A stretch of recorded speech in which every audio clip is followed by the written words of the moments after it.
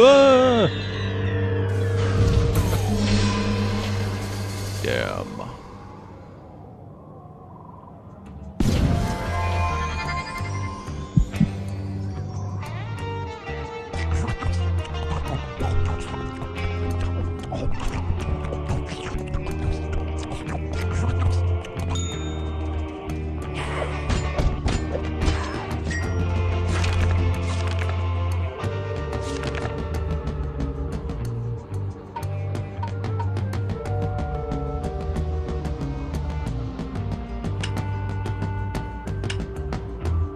Oh, sanctuary.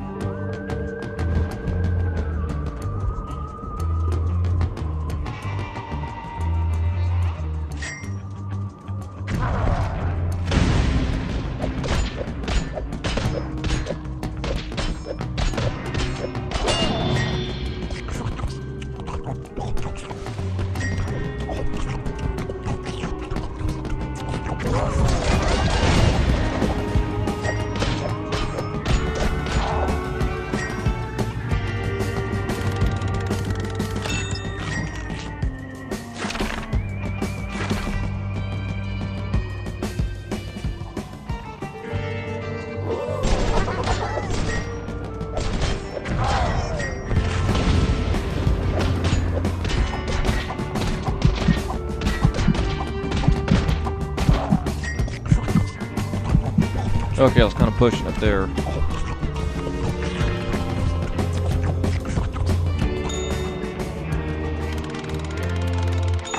Oh.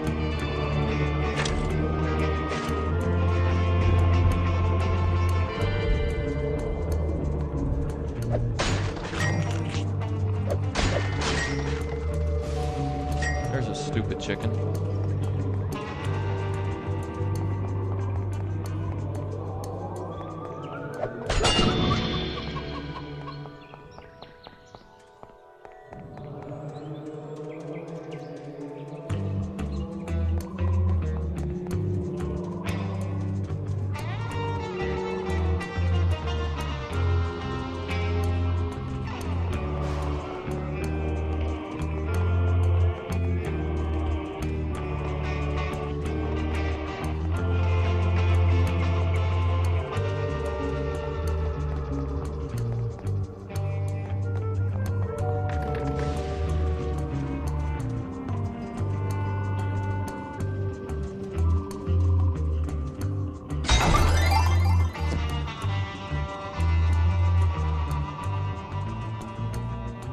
See what he says now.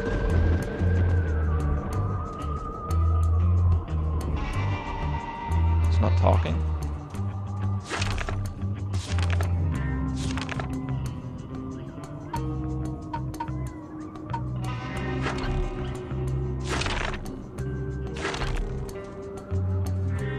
I guess that's it. Weird.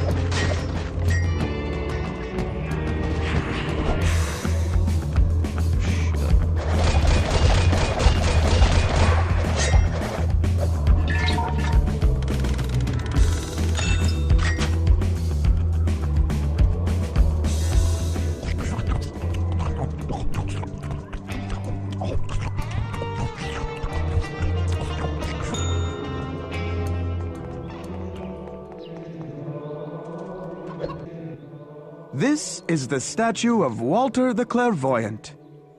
Walter always knew exactly what was going to happen to every man, woman, and child. Who they would marry, when they would die, and how they would spend their mundane lives. So, the villagers came to him, inquired about such things, and left with greater peace of mind. That is, until they began to hear things they did not want to hear. Stories of bloodshed, adultery, and the end of friendships. Failing to realize that such things would have happened regardless of Walter's predictions, the villagers gathered an angry mob late one evening and lynched poor Walter to death. Walter, of course, knew this was going to happen and was therefore prepared. So he braced himself for the inevitable with a smile on his lips.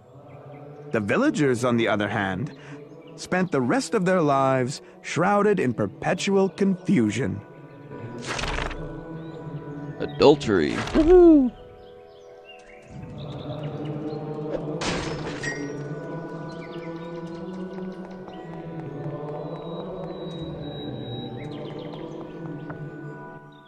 This is the statue of Lucy the Charitable.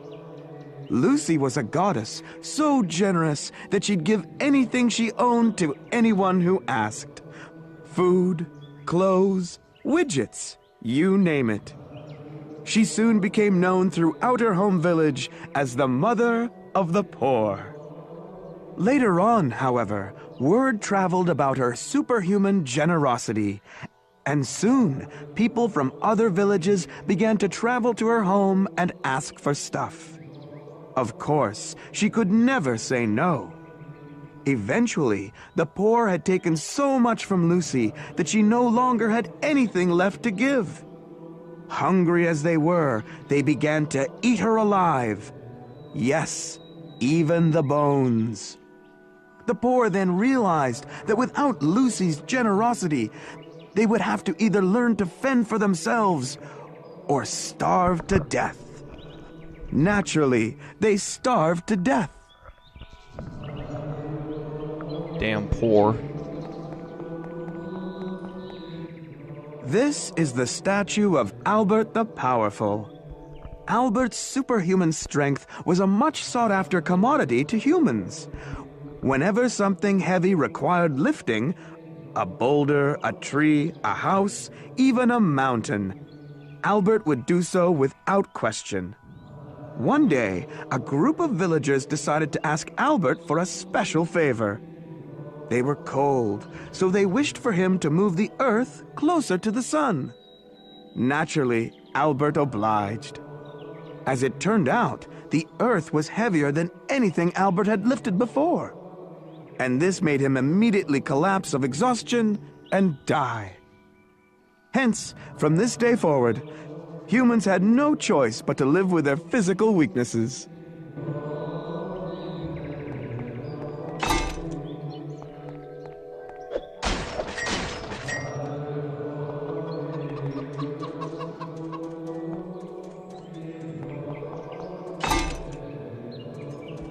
Who needs medical supplies?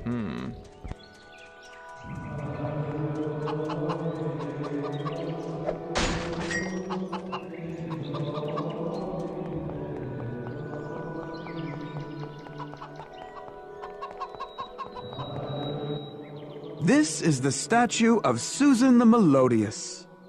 Susan had the sweetest, most beautiful singing voice in existence. It was so beautiful that it made flowers bloom and birds twitter happily.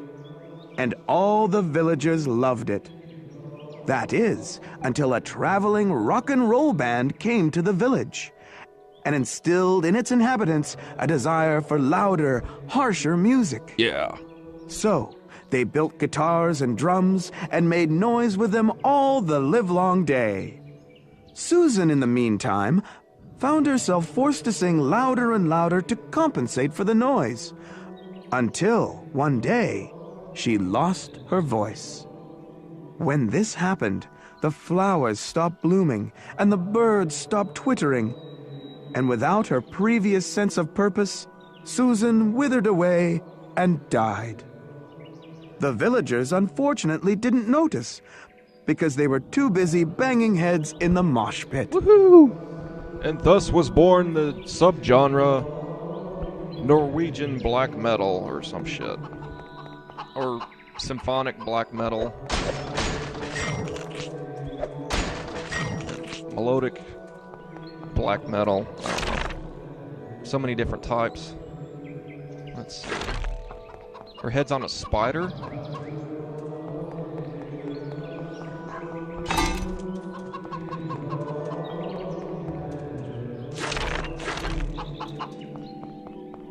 These villagers are a bunch of assholes. Greetings, monk. What exactly are you guarding, monk? This is the Mother Mary Josephine Teresa, Henrietta Maria Catalina Alexandra, Melina Georgina Patricia Lolita, Armada Ramada Piranha Gonorrhea, Margarita Senorita Ballerina, Bacteria Cafeteria, etc., etc. Sanctuary for the wounded. Gonorrhea. Sanctuary? Finally, the wounded have a protected habitat to call their own. We tend to the gravely injured. We do not breed them. Who is this Mary Josephine whatever person you mentioned? She has the kindest eyes and warmest heart. Even her kidneys are radiant. She has dedicated her life to helping those in need and providing a positive societal influence. Why don't you step aside and let me in? Only those gravely injured and near death may enter. Let me through. I have business with your leader.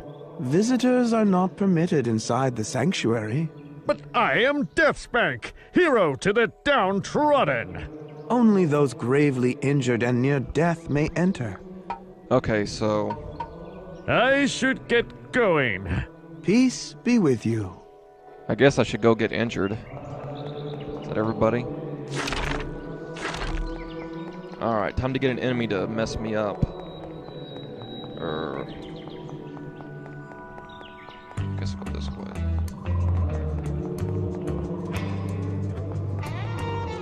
Alright, kill me!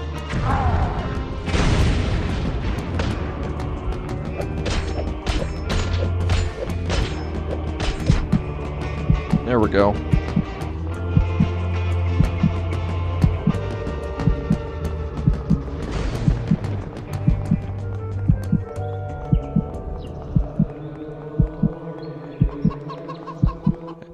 By the gracious gravy of heaven, you're wounded.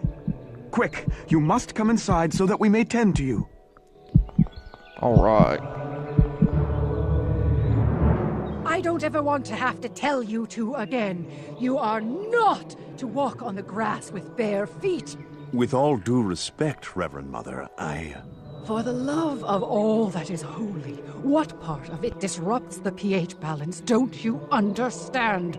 But, We apologize, oh compassionate one.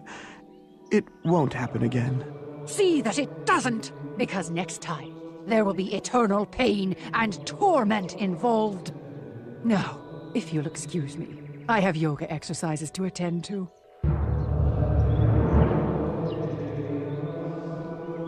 Huh, weird. I'm healed. I don't know, Brother Darren. I'm still not entirely comfortable with the idea. oh, don't be such a coward, Brother Dennis. The greater shame would be to waste such a lovely day sweltering in these robes. Greetings, holy men. Trouble in paradise, I see. I was merely suggesting to Brother Dennis here that we go for a short, unrobed swim in the lake, considering that it is indeed a very hot day and all. And I was suggesting to Brother Darren that such a notion would be entirely inappropriate. We, men of the cloth, are obligated to conduct ourselves with modesty and dignity. But it's not like anyone's going to see us. The gods and goddesses can always see us, and believe me, we've nothing worth seeing. Why don't you just go swimming in your robes? Absolutely not. Everyone will know what we've been up to if we stroll in here all soaking wet.